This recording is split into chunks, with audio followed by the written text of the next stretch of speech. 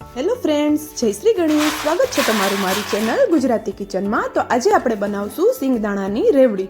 ઉત્તરાયણ બહુ નજીક આવી ગઈ છે, તો આ સિંગદાણાની રેવડી આપણે આજે ઉત્તરાયણ સ્પેશિયલ બનાવવાના છીએ. તો તમે પણ ઉત્તરાયણમાં સિંગદાણાની રેવડી જરૂરથી ટ્રાય કરજો. એકદમ ક્રિસ્પી એવી બને છે, નો ફેલવાળી રેસીપી છે. અને જો એકદમ તમે અવાજ પણ સાંભળી શકો છો, એકદમ ક્રિસ્પી બની છે આપણી આ સિંગદાણાની રેવડી. અને દેખાવમાં પણ એકદમ સરસ એવી દેખાય છે. તો ચાલો આપણે બનાવવાનું શરૂ કરીએ. એ પહેલાં જો તમને મારા વિડીયોઝ ગમતા હોય તો પ્લીઝ વિડીયોને લાઇક અને ચેનલને સબસ્ક્રાઇબ જરૂરથી કરી દેજો. અને બાજુમાં આપેલા બેલ આઇકોનને પણ પ્રેસ કરી દેજો, જેથી કરીને મારી નવી રેસીપીની નોટિફિકેશન તમારા સુધી પહેલાં આવે. તો અહીંયા આપણે પહેલાં માપ જોઈ લઈએ. તો આપણે અહીંયા તલ લીધા છે, પોણી વાટકી જેટલા તલ લીધા છે. એની સામે 1 વાટકી આપણે ખાંડ લીધી છે અને 1 વાટકી જેટલા સિંગદાણા લીધા છે.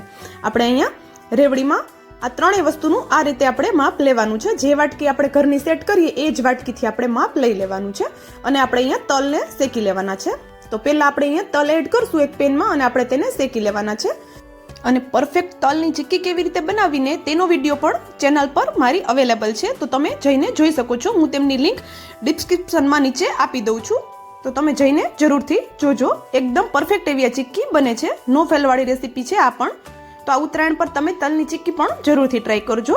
તો અહીંયા હવે તલ આપણા મીડિયમ ફ્લેમ પર આપણે શેકી લીધા છે. તો તમે જોઈ શકો છો તલ પણ આપણા સરસ શેકાઈ ગયા છે. તો આપણે તેને એક પ્લેટમાં કાઢી લેવાના છે.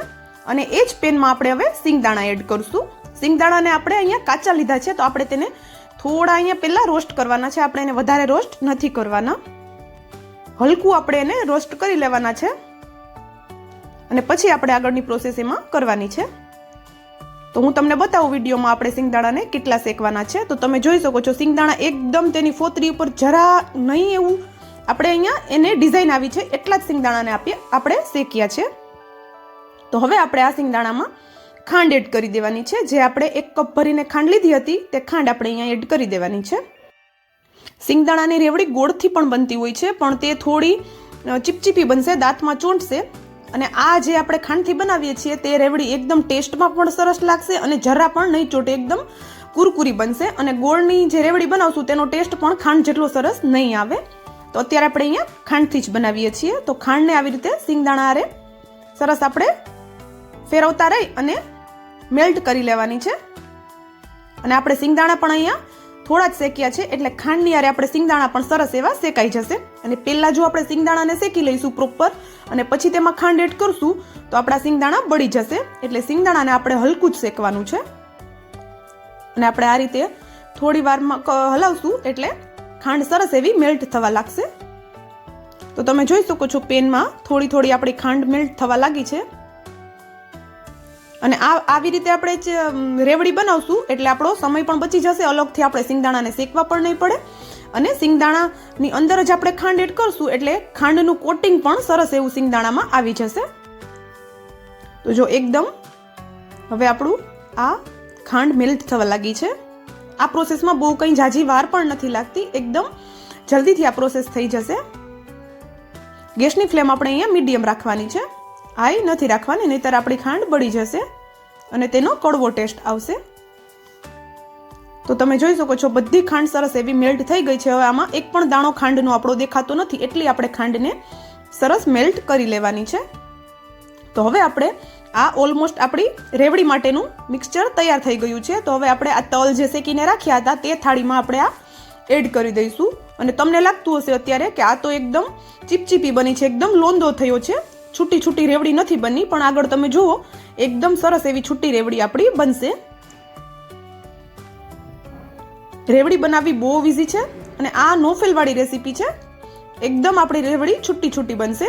અને અત્યારે આ ગરમ છે ત્યારે જ આપણે કોઈ ચમચી કે પછી સ્પેચ્યુલાની મદદથી આ જે તલ છે તે આપણા બધા સિંગદાણા ઉપર આવી રીતે આપણે કોટ કરી લેવાના છે.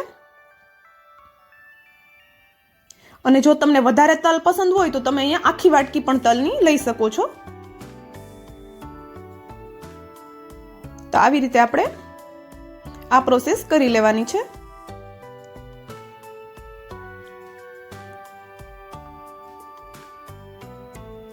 બધા તલ આપણે આવી રીતે આપણા સિંગદાણા પર કોટ કરી લઈશું. અને નીચે જે આપણે થાળીમાં ચીપકે છે એ પહેલાં આપણે બધું આમાં કોટ કરી દેવાનું છે અને પછી લાસ્ટમાં તમે થાળીને જરા એવી ગરમ કરશો એટલે તે સરસ એવું નીકળી જશે. અને આપણે આ સિંગદાણા હાથ લગાવાય એટલા ઠંડા થાય પછી આપણે હાથની મદદથી આવી રીતે એને છૂટું છૂટું કરી લેવાનું છે. એકદમ ઇઝીલી છૂટા થઈ જાય છે.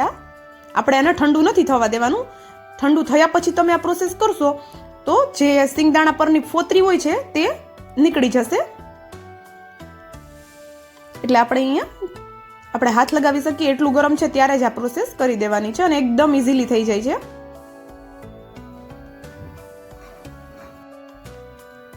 તો બધી રેવડી હું આ રીતે છૂટી કરી લઉં છું.